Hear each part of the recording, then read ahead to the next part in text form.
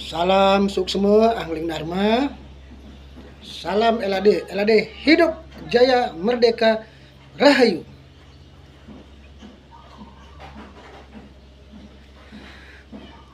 Om Swastiastu. Assalamualaikum warahmatullahi wabarakatuh. Salam sejahtera, salam namo buddhaya, salam kebajikan pada semua para sinar, para abdi, para utusan, para pengiring, para pengayah, para pelayan, para kesatria penyebar ajaran dharma, para kesatria pembela, penegak, pelindung dharma dimanapun kalian berada.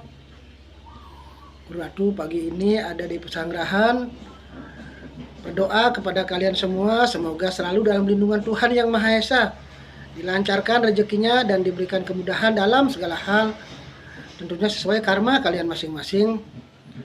Selamat menyambut Hari Raya Suci Kuningan kepada para sinar, para abdi yang beragama Hindu, baik di LAD maupun kepada semua umat yang beragama Hindu yang ada di Indonesia, di Nusantara maupun yang ada di dunia ini yang merayakannya.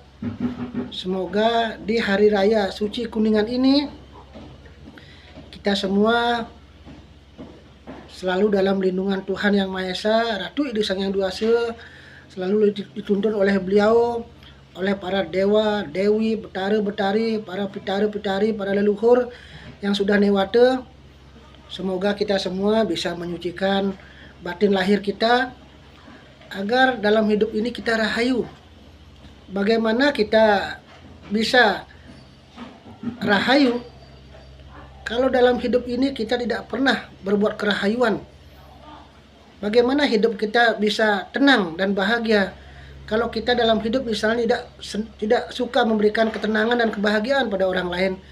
Bagaimana rezeki kita bisa dibukakan kalau kita sendiri tidak pernah berbagi rezeki kepada sesama? Kan berbagi rezeki banyak cara, banyak hal yang kita bisa lakukan.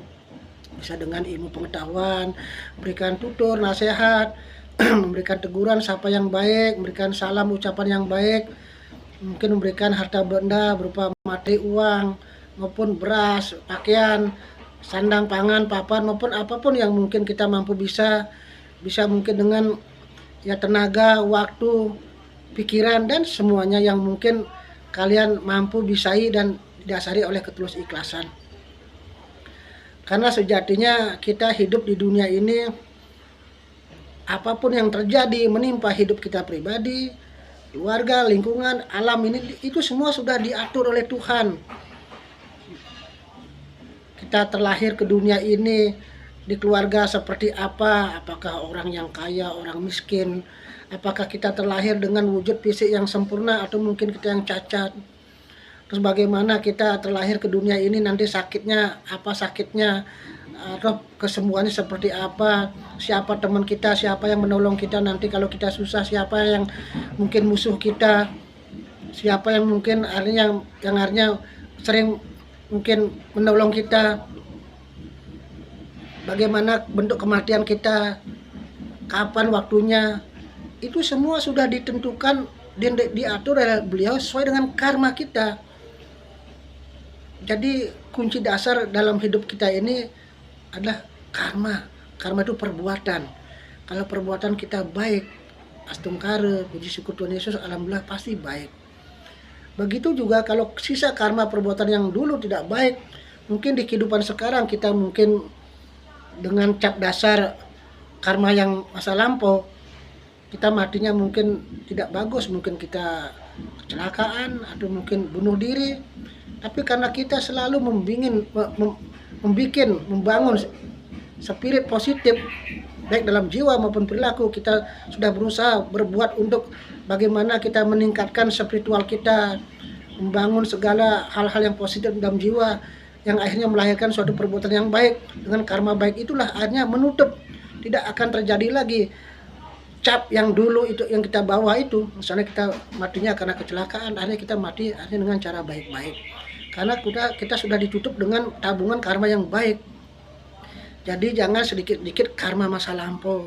Karena masa lampau memang benar, tapi kalau dalam hidup ini kita tidak ada daya usaha untuk berkarma yang baik, tentunya kita artinya yang salah, kita terlalu pasrah Makanya Tuhan memberikan kita pikiran, memberikan kita kesempurnaan fisik, itu disuruh dipakai untuk kita berusaha memperbaiki diri, mencari ilmu, mencari tuntunan. Makanya gosoklah, bersihkanlah batin kita dengan cara banyak berdoa, bersembahyang, ya, akhirnya banyak mendengar nasihat rohani. Secara lahir kita mandi, kita mungkin muinten, kita akhirnya ritual-ritual secara lahiriah harus seimbang. Selama ini kan banyak keliru orang. Yang lahiriah saja yang mereka banyak lakukan, perbaiki, yang tingkatkan seperti itulah. Rajin maturan sembahyang bagus itu, muinten, bersih-bersih. Pokoknya hal-hal yang bersifat lahiriah. Tapi lupa rohani dalam jiwa kita itu perlu kita asah. Karena kita kan punya dua badan, badan halus dan badan kasar. Badan halus itulah roh. Roh kalau tidak kita bina, dia akan mudah disusupi oleh kekuatan jin setan. Kalau roh kita tidak diasah dengan kekuatan dharma, kekuatan berserah diri pada Tuhan, kita akan dikendalikan oleh kekuatan Buddha. Makanya banyak pun orang yang rajin sembahyang, berdoa, menyanyi, sudah jikir, sudah setiap hari sholat 5 waktu, sudah sembahyang, tapi masih banyak pikirannya kacau balau. Bahkan banyak yang mungkin disusupi oleh jin setan. Karena rohani kita tidak pernah kita asah. Dengan cara apa? Lebih banyak mendengarkan tutur-tutur ketuhanan yang tentunya akan membawa kita semakin dekat pada beliau. Jiwa kita pun akan semakin tentram. Nah, itulah fungsinya Tuhan menurunkan guru-guru spiritual untuk mengasah rohani. Kalau hanya mendengarkan saja, membaca saja, gampang itu. Tapi keseriusan itu yang penting.